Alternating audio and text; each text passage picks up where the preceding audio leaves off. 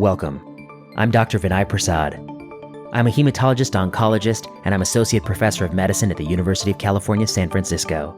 In my professional life, I see patients, I teach trainees, and I do research in healthcare policy. This is Plenary Session.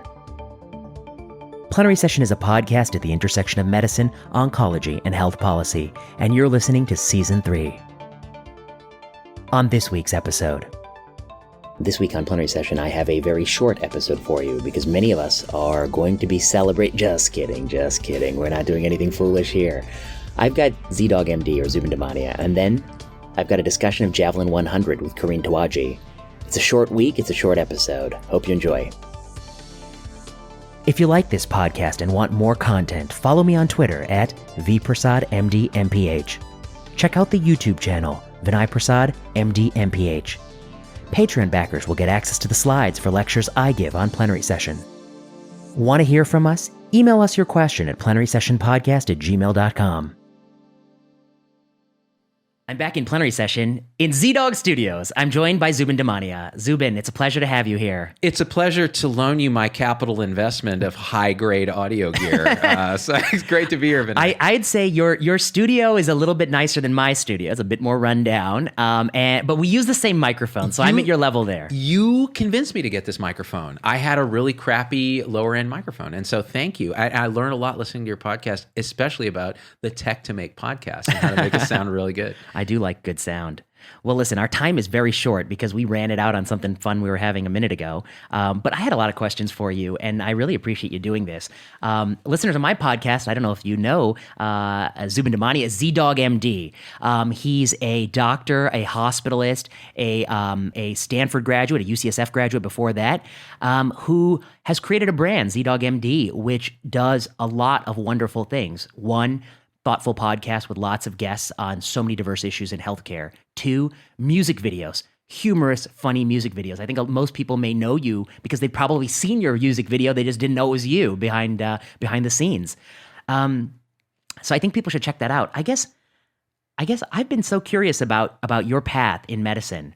And on prior episodes, we talked a little bit, and I know you're from California, from rural California, and then you did your training here.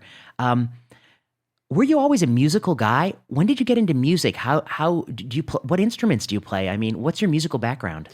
It's really funny because I grew up in Clovis, California. It's a little conservative farming town, and it's like one of the most conservative places in California. And so I was the big rebel. I was like the liberal kid, but then I went to UC Berkeley, and by the way, I was like the most conservative kid there. It was crazy. But when I was young, I was a chubby little kid because my mom, she's Parsi, which is like an Iranian sub-minority in India, and the way she showed love was you ate a lot of food. Oh, yeah. And so I was a chubby little kid, a little gut, running around, funny last name, weird New Jersey accent because I was born in New Jersey, moved to So to keep myself safe from pretty much everybody, I would use humor and kind of be a performer to try to disarm people. And so that was an early thing for me. And I got into music early on by listening to just a ton of 80s music when I was growing up in the 80s. And so I loved pop music and I loved trying to sing it, and I was a terrible singer and no formal training, but I would tell people even in elementary school, like, I'm going to be a famous pop star when I grow up. Like, that's my thing.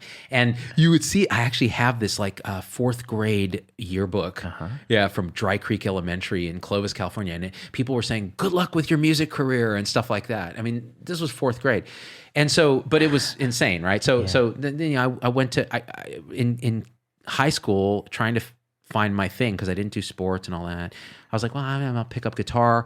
I'll try to learn how to do this instrument. I played clarinet in the marching band, which was like chick poison. Like, why would you do that? Like clarinet. It was the worst. And the reason it was clarinet, parents are from India. What's the cheapest instrument to rent? And it was a clarinet. Of course. I was like, I want to play the sax, Dad, because it's the 80s. No, I had the clarinet. So I learned a little music, how to read music and stuff doing clarinet, but then I played guitar, got pretty good at guitar because I would practice 8-10 hours a day because I was that guy, right? The gunner. And got into UC Berkeley, did a minor in music. And So this was before you went to college. You were already sort of playing guitar as a teenager. Okay. And again, I had this delusional idea that I was going to be some famous rock star. Yeah. And it's pure delusion because my level of talent is low, but my level of diligence at the time was high. So I could fool myself into thinking, nowadays, like any kid is a better guitarist than I would ever be.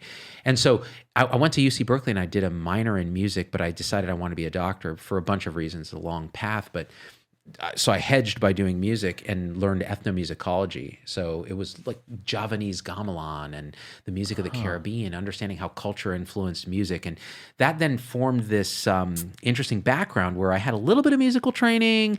I never really sung. I understood like the cultural and ethnomusicology aspects and some music theory. And that's kind of what formed the background of music. So then when I went through all the medical training, I let all that fall away because, you're so busy. Course. And then roundabout middle burnout period at Stanford as a hospitalist, I was like, I'm going to make some parody music videos just because I want to. This is who I am. And so I had to relearn and I had to take like voice lessons eventually and all this other stuff just to be able to do some of these parodies. How many years had you been practicing when you started to make the parody videos? So it would have been about 2010, and I'd probably been a practicing doc for at least 8 years. 8 years as a Yeah. hospitalist at Stanford, and Yeah. you refer to it. You say burnout, and a lot of people who do hospitalist medicine confide in me that is a common feature. In your case, how did it manifest, and what were the sort of, I think, what do you attribute as the drivers for it?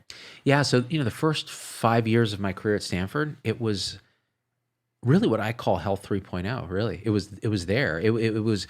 I was part of a multi-specialty group called Palo Alto Medical Foundation. They were bought out by Sutter, but Sutter hadn't influenced Not yet. the practice yet. Mm-hmm. So it was still a partnership where it was a group of physicians who got together to try to do the right things for patients and generated revenue by doing that. And it was a fee-for-service world. So they hired us as hospitalists to keep our patients safe at Stanford and to liaise, really, to form that liaison with the primary care physician in a seamless way. So we were hospitalists, we were academic faculty at Stanford, we had house staff, but we were also community physicians. So it was this perfect blend of mentorship, teaching, having house staff, having a team, and being part of something bigger than you, which was this group that cared about doing the right things for patients. So we were accountable to our patients. We were accountable to ourselves. We were salaried, so we didn't worry about throughput. Sure. We had a low census so that maybe we had 10 patients, which is unheard of for a hospital. Amazing. So we could spend half an hour with each patient sitting there and holding the hand. And we had a team to help us, the social workers, the case managers, everyone at Stanford were great, and the house staff. So it was beautiful because then they made us do 2 half days of outpatient clinic. And that kept us connected. We hate clinic. We're hospitalists. But it kept us connected to who it was we were teamed with. So you were there with the family practice docs. I'm an internist. I learned some family medicine. And I learned what happens to my patients when they get discharged. Sure. And so it was beautiful. I would write in this diary, I have the best job in the world. I get paid to do the right thing for patients. I have these wonderful teammates. And to watch that ripped away, slowly but surely, like 1,000 paper cuts. As census grew, we became a corporation. Sutter influenced more and more and more into throughput. The EHR goes live and becomes more of a overwhelming weight. Mm-hmm. The house staff get pulled away because of work hour restrictions and changing sensibilities around shift work and things like that. Increasingly, we're subspecialized and separated off from the rest of the clinic so that you don't know these people anymore as much. And it became then what everybody says, which is I'm a cog in a machine that's broken. There's a moral injury where you have to make money for the machine, but you're trying to do the right thing for your patient. Sure.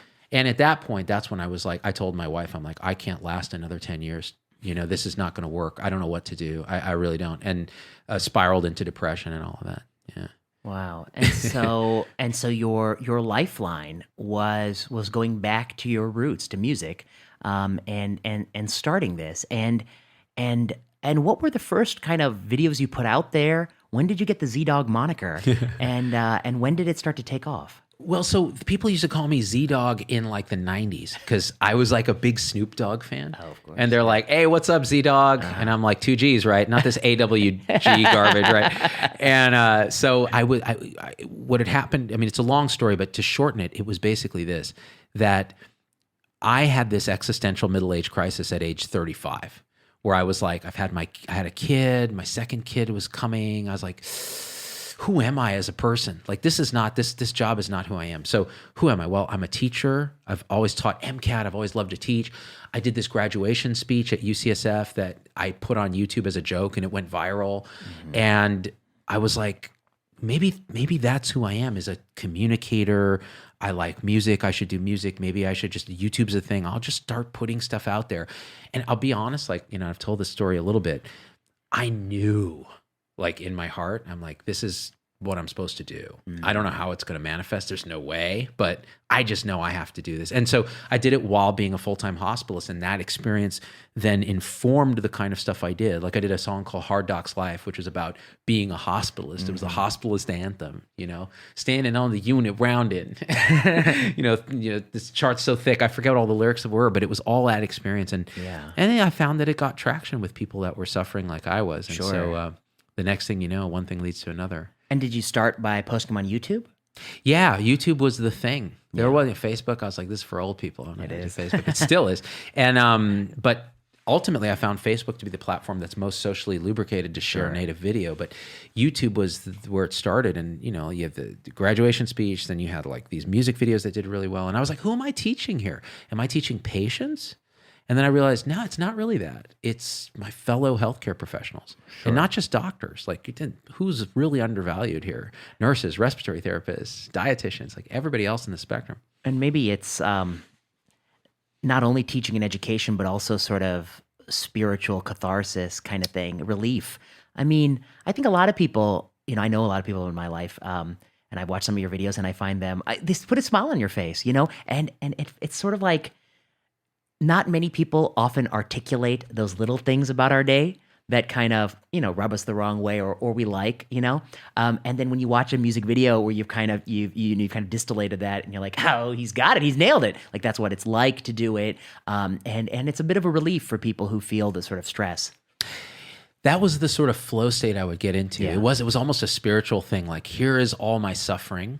I'm going to communalize it because I know you're suffering too. So this idea of communalization of pain, and I'm going to take that pain in these little 1,000 paper cuts, like, this patient treated us like this, or the administrator treated, whatever it is. Yeah. I have to click this box. I screwed this up. Readmission was a good example, a song that I did about bounce backs. Because for a hospitalist, that's the worst. When someone bounces back, it's like, I failed as a human. And what music did you use for that? R. Kelly Ignition? It was R. Kelly Ignition. Yeah. And it's just one of my friends had been like, oh man, I love this song. I forgot about this song. It's my remix to Admission. And I was like, oh, that's like readmission. That's all I heard. And you write the lyrics, and then you're like, I don't know if anyone's going to watch this. And it goes super viral. And you realize it's because everyone's like, that's it. That's what it is. And I realized that I'm like, there's something to that. We don't allow each other to express our communal suffering in a way that allows catharsis. So maybe if I do nothing but that, that's a thing. And so that was a big focus, especially early on,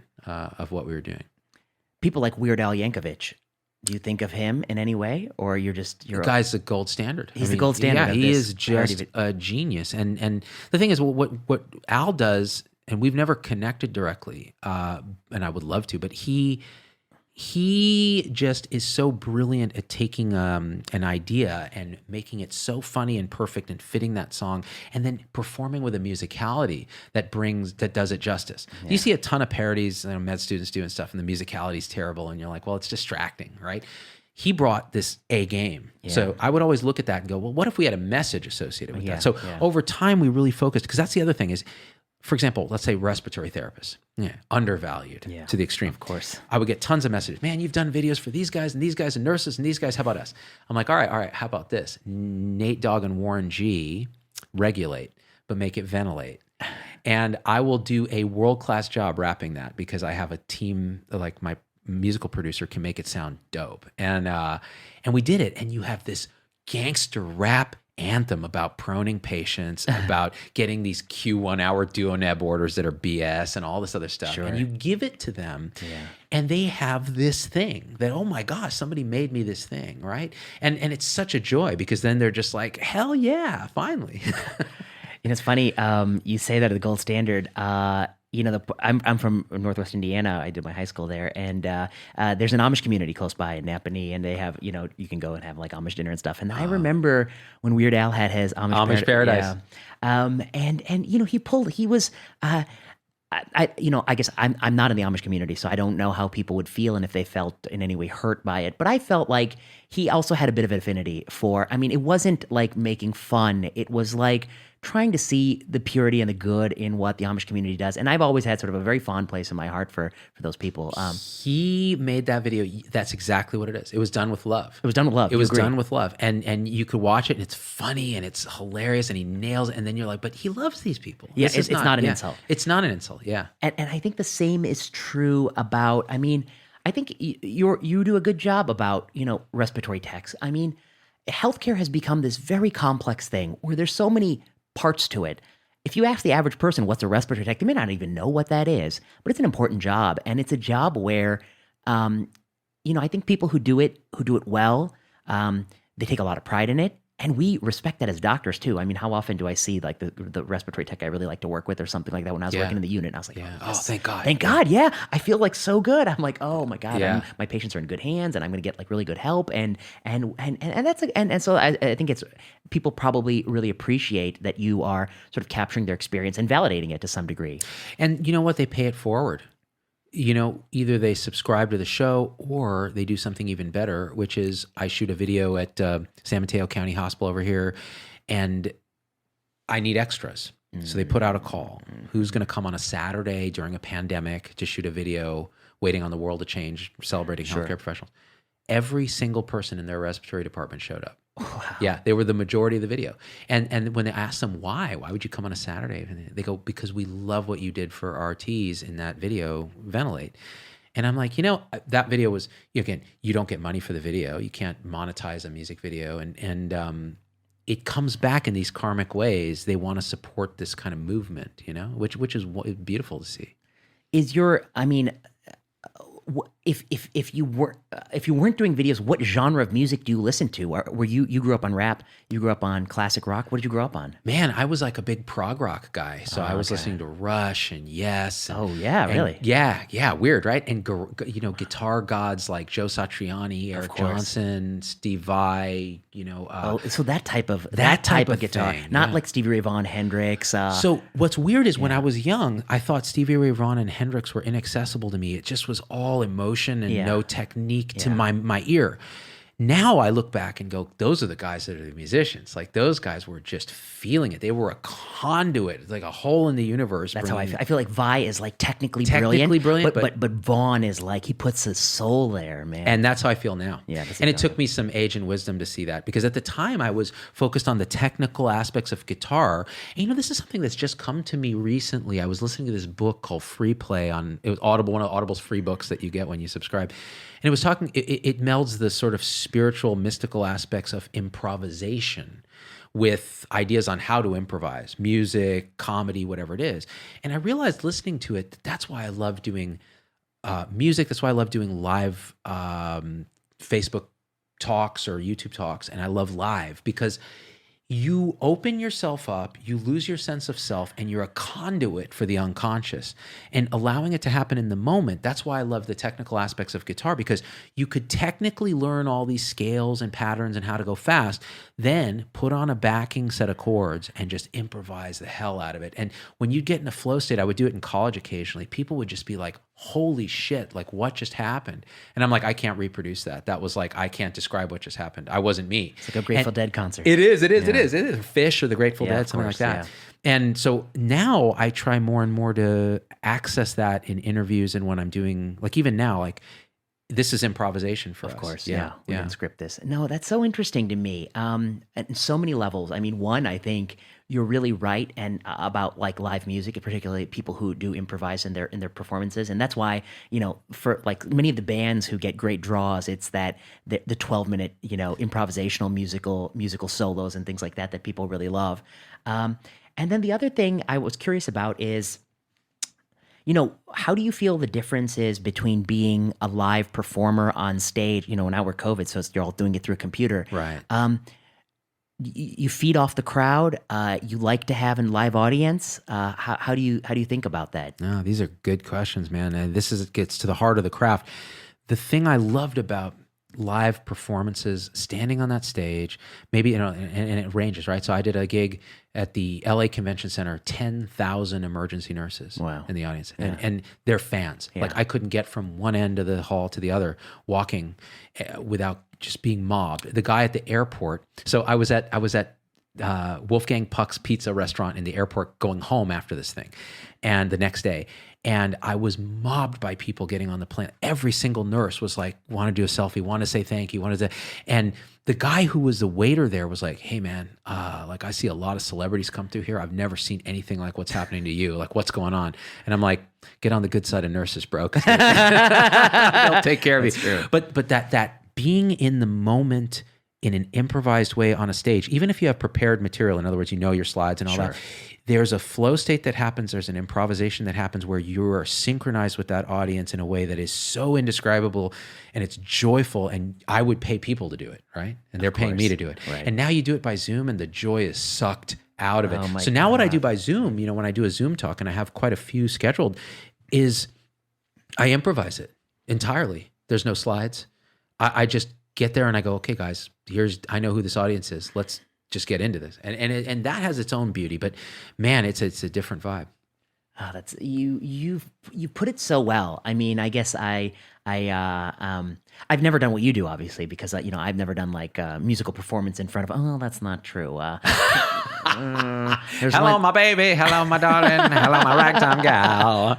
There's once You got to tell us. You got to tell us. A couple of talent shows or something when in med school. I used to play guitar, and I used to write like original songs, a little bit, actually, maybe like if you're like this, it's like the tiny fraction, but like that's the same kind of thing. I mean, I just had one humorous one many years ago, but anyway, but but that's not what I do for like a living, of course. But I do give a lot of lectures, a lot of lectures in front of live audiences, and one of the things I do in the live lecture is the topics are often controversial, and I know my audience doesn't like my topic, or at least their preconceived notion is that I'm not going to like this guy. For instance, I'm going to go to an oncology audience and talk about how the drug approvals are often bad or conflict of interest is a problem, things that they probably prima facie view the other way.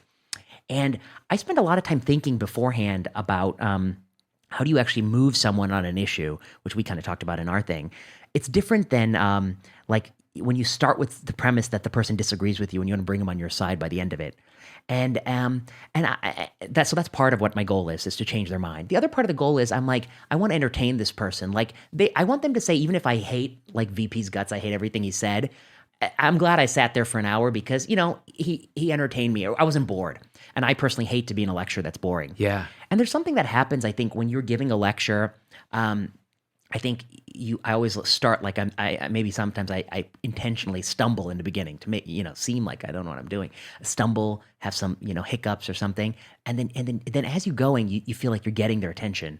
Well, like at least I feel in a lecture, I'm like, okay, now they're really paying attention, really paying attention, really paying attention, and then you start to feel the audience, and sometimes in a moment where, as you put it, you're in the flow of your lecture or whatever you're doing on stage. You feel like you got all their attention, and I really have it, and like I really have it. And then, as you say something, sometimes you feel up there, like I can feel how they're feeling about what I'm saying, and I can tweak it just a little bit, soften it when I need to soften, or harden it up and come in really on the hard end of the issue, right? And I feel as if like as a speaker, I'm in tune to the audience on that. And so I wonder if you sometimes feel that it is sort of a give and take, that it's more than just what you wanted to say, that you're reading them and giving them kind of what they want to hear. Man, what you just said was so on point of the description of the experience of being in that state. And 1,000% yes. In fact, I do some of the same things. So I'll start out with like a really dumb joke that they're just going to be like, this guy's corny as hell. Yes. I hate this guy. Yes. And you fumble around and you kind of joke about the slides, not whatever it is. And then you start to build it. And I'll tell you, it is an organism that you form. It's a higher instantiation of consciousness. So you have your one conscious agent, their 500, whatever it is, or 2 or 50, however big your audience is. When you start to synchronize around everybody's attention on one idea, you form a higher agent, I think, and you feel it. And so what you're talking about, carving through that slope down the hill on your snowboard, carving around and going, okay, here's an obstacle. Here, I'm going to turn it this way. I'm going to get a little more momentum. I'm going to do that. Is a gifted speaker, because what happens is you see it, you feel it. You can see it and feel it at the same time. And when it hits, like I've had experiences on stage where I'm moved to tears by the amount of attention. You feel the attention. You feel it because there's something that you've hit on that's a universal experience. And then it feeds back in the emotion you provide back.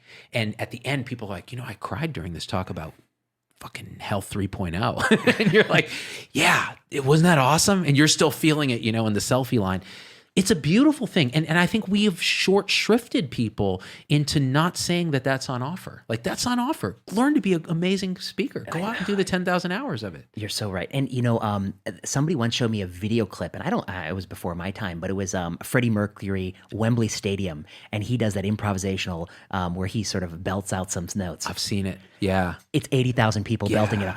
He's got everyone's attention in there. And I was like, this guy's got, you don't understand what he's done. He's got 80,000 people's attention, 100% attention. They're not thinking about anything other than what he wants them to think about. And he's getting them to sing because that's how that's how good that guy was, right? And of course, his genre of being on stage is different.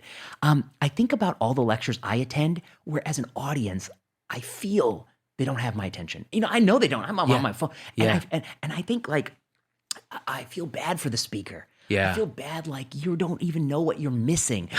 Like you have this rare opportunity. You got all us in the room. We're sitting here. Out of the rules of decorum, we're going to sit here quietly, but we're not going to pay attention to you until you build it. And if you had just really spent a lot of time thinking about what you wanted to say, how you wanted to say it, had a message you wanted to get across and really wanted to persuade us or whatever you want to do up there, I think there are many different goals you can have. It could be to entertain, to delight. It could be to change their mind, to persuade. But you have to think, how do you get them there? Build every step of it. I think you talk about it so nicely that you start to feel it coalesce. You bumble in the beginning. You start to get it. Because if you go in too strong, I think you push people away. Push people away. You got to bumble. You got to look like you don't know what you're doing. But then finally you build it and you get your theme going and you pick it up and then the tempo comes in and it comes in and then you've got them. And it's a unique opportunity because, we use it for different purposes, perhaps. Not really. Maybe they're more similar than we think, right? Yeah. It's just a different method. We want to entertain. I really want to change their mind. That my goal is to I want them to say this drug is shitty at the that's what exactly. I've got a goal. Yeah. But there's something to that, and that is what I think is dead in Zoom. Agree.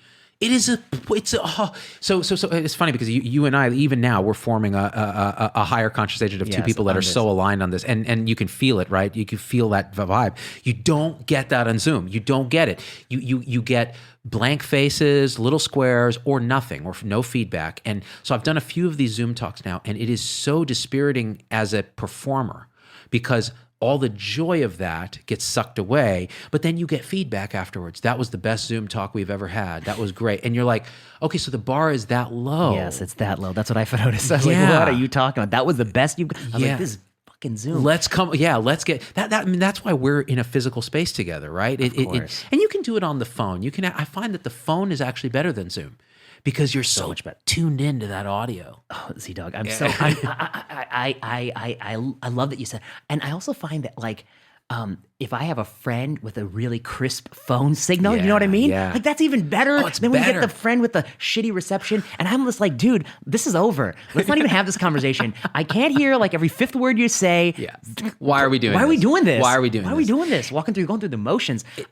You're spot on. The phone does it. The live audience does it. And that's why when all these people talk their big game about whatever, education is going to go online. We're going to do these modules and it's going to be, you watch a video. Why do you hear someone speak when you can watch a video? I was like, none of you actually understand live talking to people because it's the video is not the same. It's never going to be the same. It's always going to be shitty. This is the way to do it. It's going to go back to the way it was. You will quickly see, and you are all wrong. This is not going to transform. You agree with me? It's going to go back.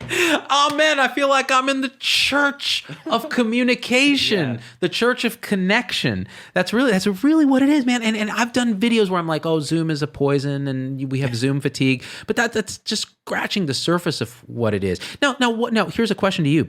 You made a distinction, which I think is so important. A good phone signal and a crappy phone signal. And the way I like to think of this is in the early days of cell phone, it was unusable because you would talk over each other because there was so much delay. Oh, yes. And that is poisonous to conversation. It's poisonous to flow state because you don't have the normal give and take.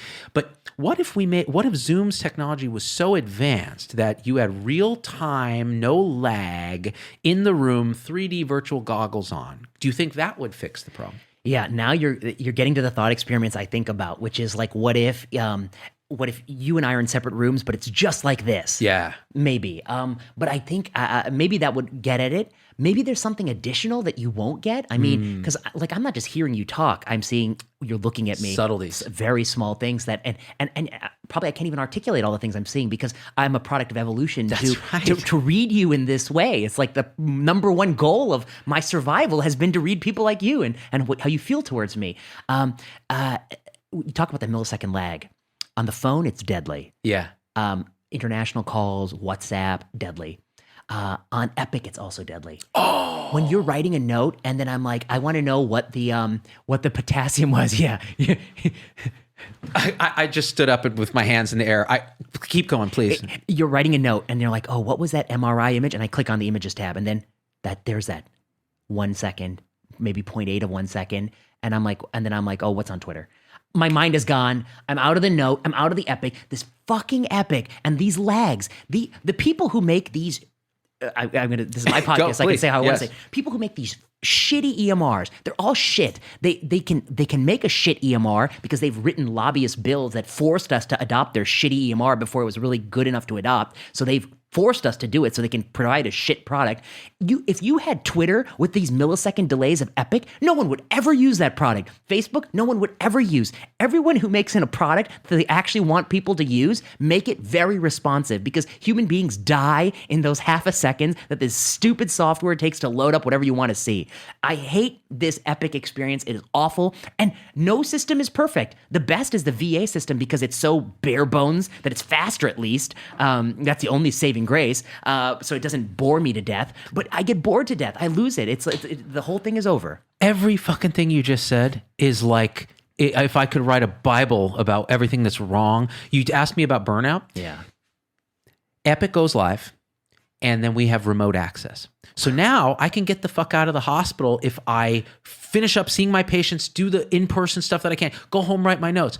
There is a 10, 20, 50 millisecond delay in the VPN to do Epic Notes. So pulling in data, painful. Putting in data, just beyond an eye poke. And you're doing this and you're like, oh, and you're distracted and then you try to articulate it to the Epic, champion. And you're like, well, could you guys do anything about this lag? Oh, that's your internet provider. Your internet, I'm sure, yeah. Well, how come there's a slight lag in the hospital too? Well, these are complex systems. Why? The VAs doesn't have a lag, like you said. It's really dumbed down. It's easy, why are we... It was so painful. And you know what I think? I wonder if it's everybody who senses this or if it's just very attuned people to communication like you and I who are like, this is what we do. But I think everybody does. I really do. And they just can't articulate. They can't articulate. They just hate it. They hate doing notes at home. Yeah. A note that should take 5 minutes takes an hour because you've been distracted 4 times because the stupid thing has lag. The people who you complain to, they don't get it. They have no skin in the game. You're forced to use their software that you've paid $1 billion for your health. Thank you, Judy. Right. I mean, I don't know what to say. I mean, I think it's a huge scam. The thing about the EMR is, first of all, if somebody actually did a study of this is me speculating, but I suspect I'd be right. You did a primary care doctor study, and you asked, of all the things in the EMR that you could imagine, you could print it all out for a patient, and it'd be like, I don't know, 1,000 pages. What % of those pages has the primary care doctor looked at? And I bet the answer will be like 2.5. On average, I mean, I'm just speculating, but it'll be something like the doctor has looked at 3 pages worth of data in a data collection space of 1,000 pages. Like it's just a fragment of data you look at because it's so cumbersome and slow to look through all the data. In the old days, when we would have that paper chart, I still remember it, you could actually look through hundreds of pages very quickly. Physically, you could look through very quickly. So I think it actually slows how much data we consume. Putting in the data it's just a sea of dot phrases and garbage, because typing in data to that thing is such a pain.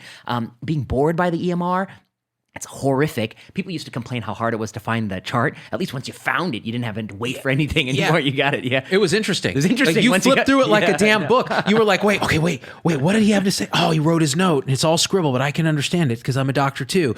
And this idea that that the EMR changes our cognition as clinicians. So even inputting data, it used to be there was a hand-brain thought synergy when you write notes, which is why even when we had our EHR, I would take all the notes on my patient by hand, and then I would do data entry like a damn clerk at the end of the night when I was on call. And on my hand note, there were these arrows and connections and CHF and then SALT and he non-compliant and this and that.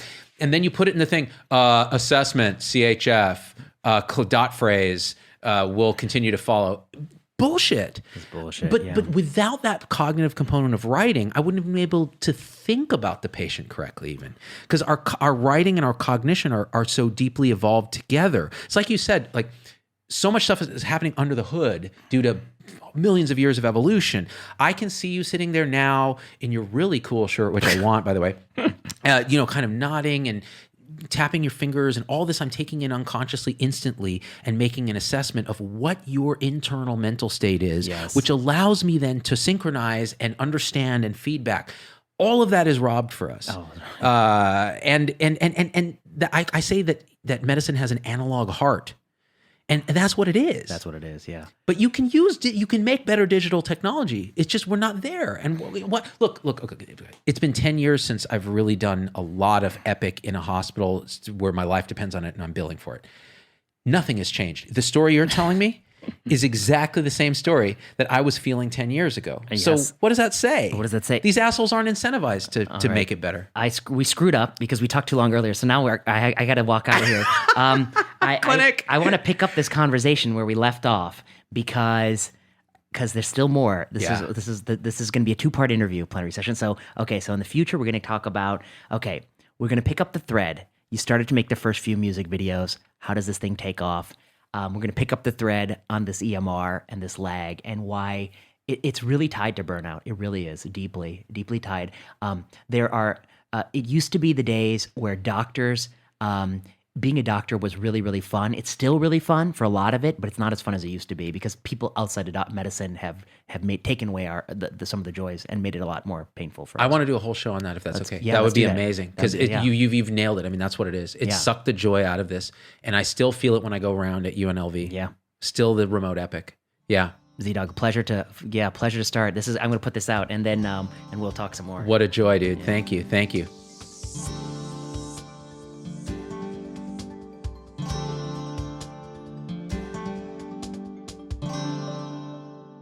All right, I'm back in plenary session, joined via Zoom by Dr. Karine Tawagi. Dr. Tawagi is a fellow at the Oschner Medical Center in New Orleans, Louisiana. Yeah, in New Orleans, yeah. And she is a 2-time champion of Journal Club with a Fellow. Good to have you back. Thanks for doing this again. Thank you so much for having me. Excited to discuss this study. This good study. People really enjoyed your last visit. I think we got many people who thought it was a fair and balanced summary of ImBrave. Good. Well, I hope that they can say the same about this dissection of Javelin 100. So. Oh, of course, everyone's favorite study, Javelin 100. All right, so why don't we just jump right in? So tell us about Javelin 100 and ASCO Plenary. Sure. So Javelin 100 was a study that was published in the New England Journal of Medicine, September 18th, 2020, and it was discussing the study which led to the FDA approval in June and the NCCN Category 1 recommendation for avelumab following gemcitabine with a platinum agent, so either cisplatin or carboplatin, or dose-dense MVEC. So just a little bit of background. We know that For advanced urothelial carcinoma, most patients have disease progression within 9 months and a median OS of 14 to 15 months with cisplatin-based regimens, and then 9 to 10 months with carboplatin-based regimens. So one of the theories is that this watch and wait period is not ideal for patients who may not make it to second-line therapy. And previous studies have shown that only 30 to 50% of patients who progress after first-line chemo go on to subsequent therapy. And as we know, urothelial carcinoma has high genomic instability, a high PD-L1 expression, and high tumor mutational burden, which are features, obviously, that are known to have an increased response to immune checkpoint inhibitors. So there have been previous approvals for other immune checkpoint inhibitors in the space of bladder cancer. So we have atezolizumab and pembrolizumab, which are both approved in the first-line setting for cisplatin-ineligible patients or patients that have a high PD-L1 expression. And then we also have 5 approvals for immunotherapy agents in the second-line setting after progression on cisplatin agents. So it is a space where, I mean, checkpoint inhibitors definitely have activity and they definitely have a use. And prior to JAVELIN 100, I guess, how would you say you have a new patient in your office and they present with, let's just say, maybe de novo metastatic bladder cancer. And let's say they've got a number of liver mets and a number of lung mets. And let's say they're kind of symptomatic, so they need therapy. So what would be your sort of go-to, and let's say this person is platinum eligible. So how would you treat them, just before this study came out, what would be your treatment? So before this study came out, the standard of care was cisplatin-based regimen. So you would probably do cisplatin based on the higher response for 4 to 6 cycles. Obviously, if they're tolerating it, you might push to 6 cycles. But Sure. if there has been a previous study that has shown that the medium number of cycles did not significantly change the overall survival, whether they got 4 or 6. So they're either are acceptable, but I think most people would probably push to 6 cycles for those patients that tolerate it. And then you would watch the patient and, unfortunately, probably, let's assume they have stable disease or better. That's the best case scenario. But we know there are a bunch of people who progress on primary treatment. For the people with stable disease or better, you watch them, and within 2 to 4 months, at least half of them, probably even more in the real world, would have progressive disease. And so then you'd be thinking about giving them a drug. And so prior to this study, what would you think about giving them? So you would probably consider something like pembrolizumab. I agree, because in the we second had line setting. phase 3 studies showing pembro better than chemo in the second line. Okay, so okay, now you've got me. That's what that's what I came into this study thinking, which is chemo, Yes. platinum doublet, front line, pembro second line. That's the standard of care for these patients. And then the reality is, I don't know, you're going to tell at some point how long these people survive. It blew me away because it's so far away from people's actual clinical experience, I think, where bladder cancer is a really aggressive cancer. But we'll talk about that. Right. Absolutely. And, of note, there have been a lot of other studies that have looked at maintenance therapy after this platinum doublet, including studies looking at sunitinib, lapatinib, vinflumine, and then bevacizumab. All were negative studies. So this JAVELIN 100 study is an open-label phase 3 randomized trial to determine whether regular surveillance with avelumab is better than just best supportive care after first-line platinum-based therapy for patients that did not have evidence of disease progression. And these patients were stratified according to best response to first-line chemotherapy and metastatic disease when the first-line chemotherapy was started, whether they had visceral disease or non-visceral disease. And of note, non-visceral disease did include patients with bone mets. And so as we know, avelumab is a PD-L1 monoclonal antibody. It was given every 2 weeks, 10 milligrams per kilogram indefinitely.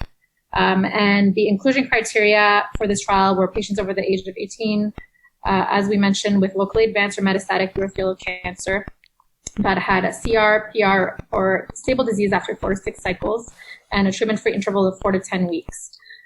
These patients were quite fit with an ECOG of 0 to 1, and the exclusion criteria were receipt of adjuvant or neoadjuvant therapy within 12 months and contraindications or previous exposure to immune checkpoint inhibitors. This trial was sponsored by Pfizer and Merck, and your favorite writing assistants by a professional medical writer. It is my favorite. And in terms of assessments, these patients had scans done every 8 weeks with a CT chest, abdomen, pelvis for 12 months, and then every 12 weeks until progression. Okay. So that's a good to know. So, industry sponsored study. I guess the only thing, and maybe you mentioned it, but maybe I was lost in my own mind for a second, but maybe you mentioned it, which is what it's done globally. It's done all around the world. Is that right? Correct. Yeah. Globally, yes. So we will discuss the demographics of our patients. So the primary endpoints were overall survival in the overall population and PD-L1 positive population. PD-L1 was measured using the SP263 assay, which historically has been shown to have a higher proportion of PD-L1 expression as compared to other assays, such as the SP142 assay. I didn't know that. Is that true? Yeah, so I saw this chart that someone had posted looking at all of the different assays and the expression that is reported in urothelial cancer. And the SP263 assay generally has about 60% that will be considered PD-L1 positive, as opposed to the 30% range in the SP142 assay. Interesting. Do you know, like, for instance, what they use in your hospital? So we use the assay under which the drug is approved. Oh, you do? Okay. All right. Yeah. Gotcha. Okay. Yes. And so the secondary endpoints were PFS, objective response, time to response, duration of response, and safety. In terms of the statistical analysis, the type 1 error rate was maintained at or below the one-sided level of 0.025 by allocating an alpha of 0.015 in the overall survival comparison in the overall population, and an alpha of 0.01 to the overall survival comparison of the PD-L1 positive population. I see. Okay. So they did split the alpha. I didn't know that. Okay. So that's interesting. So basically what they're saying is, even if they were unable to eke out a survival benefit in the whole population, they still had a little bit of alpha, and they might have been able to eke out a survival benefit in the PD-L1 positive population. Okay. And that would be about 60% of people based on the way this assay works. Okay. That's good to know. So jumping to our results, we had data collected from 2016 to 2019. And as you mentioned, it was a global study. So there were 197 sites in 29 countries. About two-thirds of these patients were in Europe. There were only 7% of patients in this trial that were enrolled in North America. And there were a total of 700 patients. In terms of the PD-L1 positivity, it was similar to what I reported in the SP263 assay. So 57.6% were PD-L1 positive in the treatment arm, and then 56.3% in the control arm. Median age of patients was 68 to 70. Again, not well represented in terms of racial minorities. So only 3 Black patients out of 700 were enrolled. There were 2/3 that had an ECOG of 0. 2/3 of patients with lower tract disease. They were split evenly among visceral and non-visceral mets, about half and half. And 32 to 42% of patients received carboplatin rather than cisplatin base.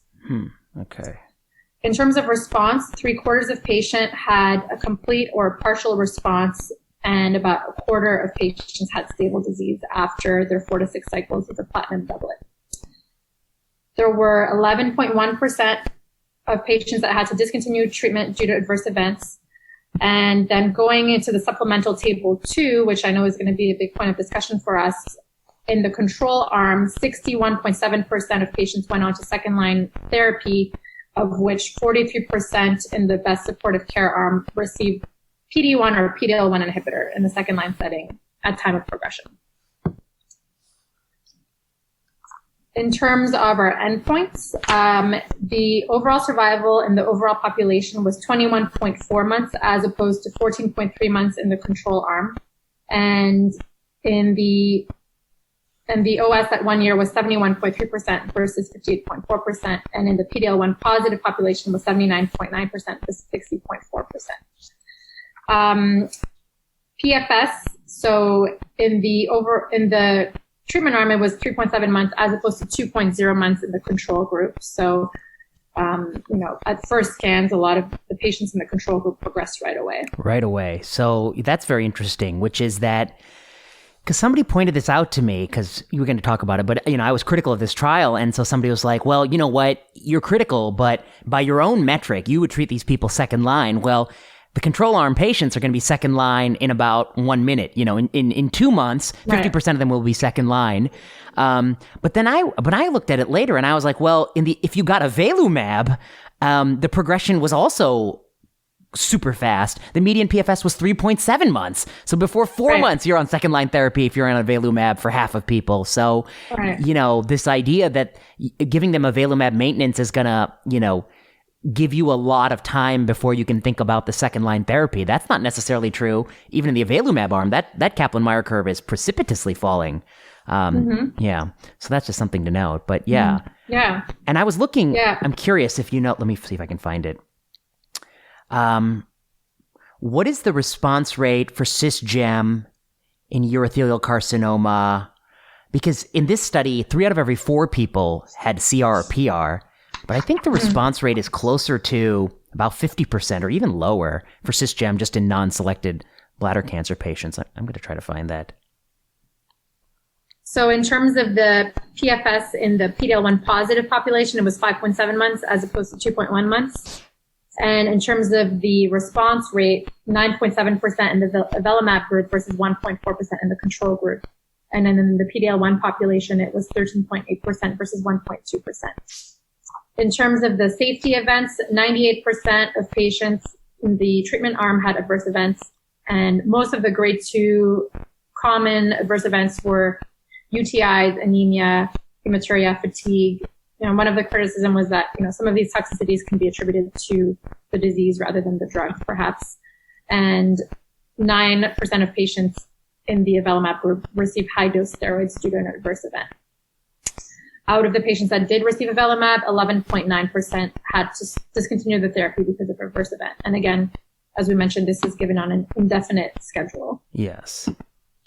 So we can jump to some of our discussion here and some of the limitations. So I think that one of the greatest criticism of this trial design is that it was a global study, so only 43% of patients upon progression went on to what is arguably the standard of care with immune checkpoint inhibitors. So I know that we briefly mentioned, there's the phase 2 pembrolizumab study where they had 60% crossover when patients progress. And that study was published in JCO in 2020, and they had a PFS benefit, but no OS benefit. So this bears the question of, if we had a higher rate of crossover to immune inhibitors at time of progression, would we still have this OS benefit with avelumab or not?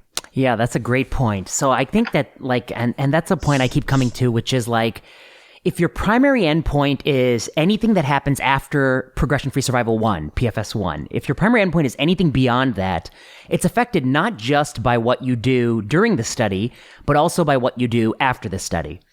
And one of the things they're doing after the study here is they have a bunch of people who are getting some second-line therapy, but arguably, 1 in every 3 people who gets a second-line drug is not getting the best second-line drug. They're getting, some barbaric old chemotherapy drug instead of pembrolizumab. Only 40% of people are getting pembrolizumab. Now, of course, there's some people who haven't yet progressed, but what that number should be in a perfect world, if this were run just in high-quality medical centers, I think it should at least be 60%, which is the total number of people who got second-line therapy, but probably even a little bit higher, because I bet there are a few people who are falling through cracks in systems that exist globally that don't exist here.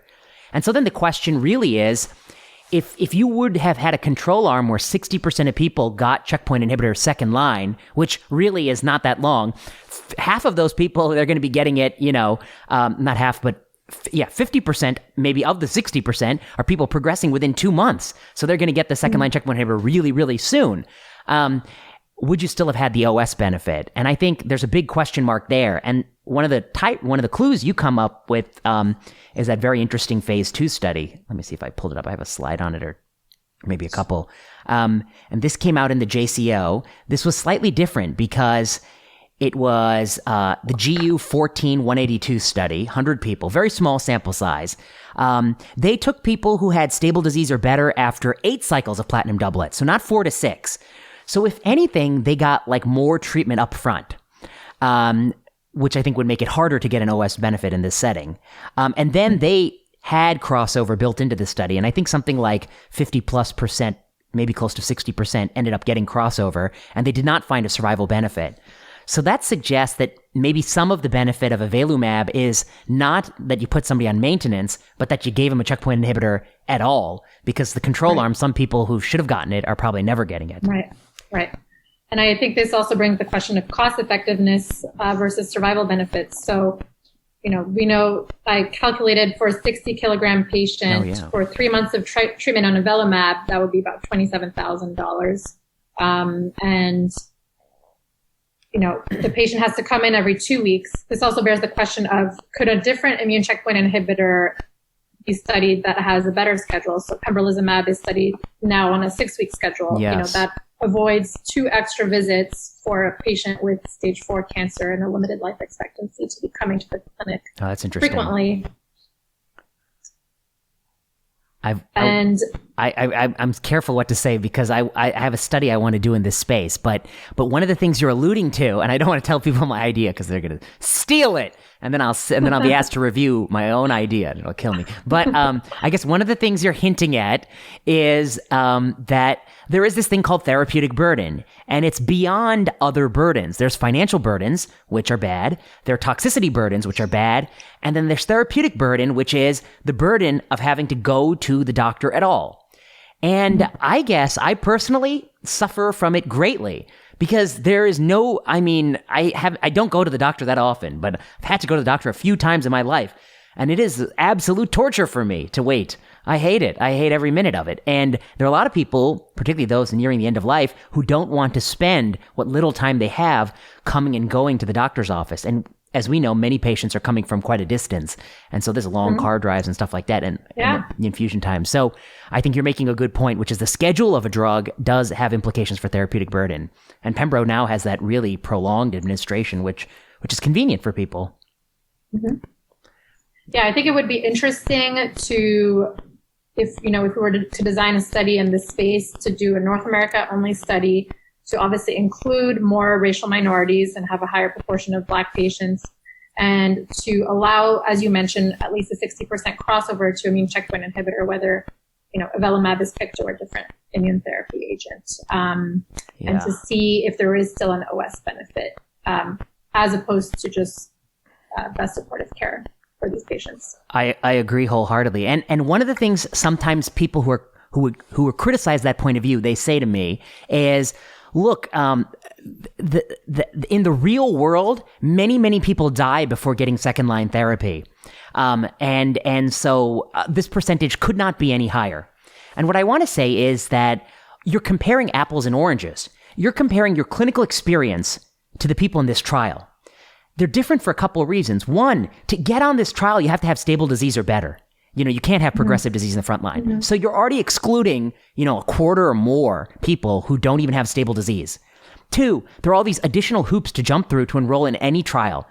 And proof that these people are so different than your clinical experience is these people, when they get placebo, they live 14 months. 14 months, I think many of us would be lucky if our average person walking in the door with de novo bladder cancer lives 14 months. That's the survival in the original phase 3 trial of GC versus MVAC was about 14 months. And those are trial patients, So I guess second line, essentially a maintenance or second line trial with a 14-month OS benefit, not OS benefit, but just OS in the control arm tells you these are really carefully selected patients. And a carefully selected patient should be much more likely to get second line therapy than the average patient in your clinic. So I think that, that does go into what you're saying, which is that if this trial were done at high quality centers, as the that phase 2 pembrolizumab trial was done, which did have a higher crossover rate, despite the fact they got more initial therapy. So that's another difference. The less initial therapy you get, the earlier you are in the course of someone's illness. And I think the greater the opportunity there would be to give them a second-line drug, because they've had less frontline therapy. In that trial, they had more frontline therapy, so it should be less, and it's still 10% more. I guess maybe I've confused myself by talking like that. No, okay. That's an interesting point. Okay. You have another point. I think, the overall consensus of, discussing this with other oncologists is that people do think this is changing the standard of care, and that especially for patients that have stable disease or partial response after their initial chemotherapy, will go on to giving this avelumab maintenance. But to have a low threshold to hold it if it's affecting a patient's quality of life. I see. Now, let me ask you this. Before this study, have you ever given avelumab? I have not. I know it's approved in Merkel cell, but have not given it. I was going to point out that Merkel cell approval. That's the approval that earns them the big bucks. Don't you feel a little pity for them over in Pfizer? You know, Merck is just destroying them. BMS has got the rest of the market share with Nivo. And then, of course, Genentech swoops in with, they just add a little Bev to everything. They got Bev-Atezo, and they got the HCC market space. Come on, let's throw them a bone. They got nothing going on for them here with avelumab. They finally eke out a win. They need to pay off their avelumab development. Do you feel a little pity for them? I sometimes do, I must admit. Yeah, they needed to fit into this space somehow, which also brings me to the point of other studies of immune checkpoint inhibitors in bladder cancer. So there's obviously been a lot of other studies underway. I know that you might have talked about this in a previous podcast, but the Invigor 130, yes, where they had platinum-based chemo with Atezo in the first-line setting, and ultimately the PFS was met, but the interim OS was not met. Yep. And I think there's been a lot of questions as to why this was a negative study as opposed to the JAVELIN 100 study. And I know there's various theories, including the high proportion of patients that received carboplatin, the theory of immune exhaustion with the patients that got gemcitabine and carboplatin, and whether that doesn't allow the immune response that you would expect with immune checkpoint inhibitors. And there's a few other studies as well. There was the Danube study, which is looking at chemotherapy versus durvalumab alone versus combination durvalumab and tremelimumab. And so far did not meet its endpoints. Yeah, I thought that was negative too. Yeah. Mm-hmm. There's the Keynote 361, which is the one that was presented at ESMO this year, which is chemotherapy plus pembrolizumab in the first-line setting. Not so good. And fails to meet primary endpoints. Okay. Yes, not so good. No PFS or OS benefit reported. There is the LEAP 011 study, which is pembrolizumab with lenvatinib in the patients that are cisplatin ineligible or have a high PL1 expression. What could be better? What could be better than this pembros? The lenvatinib. Okay. Yes, add that in. And then finally, the Checkmate 901, which is looking also at, similar to the Danube, but combination immunotherapy, so Nivo-Ipi, versus Nivo plus chemo versus chemo standard of care. So I think that one, they don't have results yet, but it'll be interesting to see also where JAVELIN fits in if there is eventually a first-line approval of a combo chemotherapy, immunotherapy in the first-line setting. It's interesting to me that I have a feeling that if you rolled the dice 4 times and it came up 4, 6, and then 2, and you went in a room with 20 expert oncologists and said, "Can you guys tell me a story why it's 4, 6, and 2?" They'd come up with all sorts of reasons why it was that order, which I think sometimes I worry what we do with these trials, because I mean what you're kind of portraying is this picture, which is that I don't know how to put it. I guess I would say many people are running trials in this space, trying to move checkpoint inhibitors earlier. Most of the people are striking out. One trial is significant. So what is possibility A? Possibility A is there are genuine biological differences about this drug and the way in which they have picked the population that definitely provide a benefit in this setting, and all the other ones are truly negative. Option B might be this has a benefit for some spurious artifactual reason that's hard to recapitulate or extrapolate. And yet, in oncology world, we will always think of reasons why this is a real win and everything else fell short, rather than the other possibility that this is also kind of just an artifact or chance. Yeah. So chance plus poor second-line therapy plus really sort of cherry-picking patients by not having given them enough chemo and then quickly whisking them to a trial with pretty poor second-line therapy. And poor second-line therapy, it's not just second-line therapy that's poor for the control arm patients. I would imagine that Maybe their supportive care is not as good as it would be in the United States. Maybe there are lots of other differences about the care provided there that are different. Their availability of radiotherapy, the availability of palliative care, of, I don't know, pain control. I mean, I'm speculating, but it's never really been fully kind of vetted. So I guess I thought your focus is GI malignancies. I'm also doing GU oncology. That's good. I think I'm actually probably going to do mostly GU. And are you on the job market yet? Yes. Oh, so I think listeners of Plenary Session should know that they should hire you. So, but do you want to go back to Canada or the U.S.? I am evaluating my options right now. So I see. That means you're open to Canada. Yes. Canadian researchers. Karine Tawagi is a Canadian citizen. You want her in your research institution. So maybe who knows? Plenary Session might lead to a job. So okay, so you're GI and GU, and so what's your takeaway for this study? Are you doing it in some subpopulation? Do you like it? Are you waiting for more data? You're waiting for these frontline studies? What's your takeaway?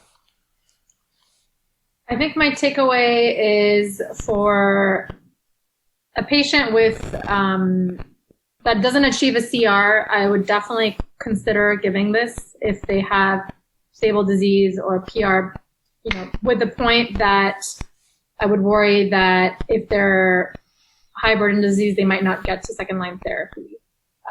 Obviously, there are issues, as we mentioned, with this trial, and hopefully more data in this space can help clarify some of these issues. But I think to the point of having that patient in your clinic, you don't want to hold therapy for them. And so I think that ultimately, with that on your conscience, most people would probably go forward with this regimen. I haven't heard that one. And I guess I would say that I think about it, that's actually quite interesting because, I mean, if we're perfectly honest, they didn't provide a progression-free survival curve just for the stable disease people, did they? Or was it in the supplement or something? But it's got to be precipitous. I mean, if the PFS curve is 50% progress in 2 months, when 75% have CRs and PRs, I would imagine the stable disease is probably even more. So that might be actually a nice way to split this difference. If you're stable disease people, you have a reason, you're justified in giving them therapy. You know that things aren't going to stay. Things don't look terrific. I'll think about that more. But is it possible that we're being misled? I'll think about that. That's interesting. Okay. So, and for the other patients, I mean, you follow your patients very closely, particularly these patients who aren't. Yeah. So right. I guess I'm not too worried that people are going to slip through the cracks without some checkpoint inhibitor. Right. And you like the Pembro because then when your control arm patients progress, you can give them Pembro on an extended schedule. Right. Yeah. Right. So I definitely think that's a good alternative. And I think, that's the difficulty with these approvals is that it's difficult for a clinician to make the decision to not go forward with this maintenance therapy now that it's approved. Yes. And you're seeing, the results portrayed as they are. But I definitely think it would be reasonable to do best supportive care as is the standard in North America, and then give Pembro, like you said.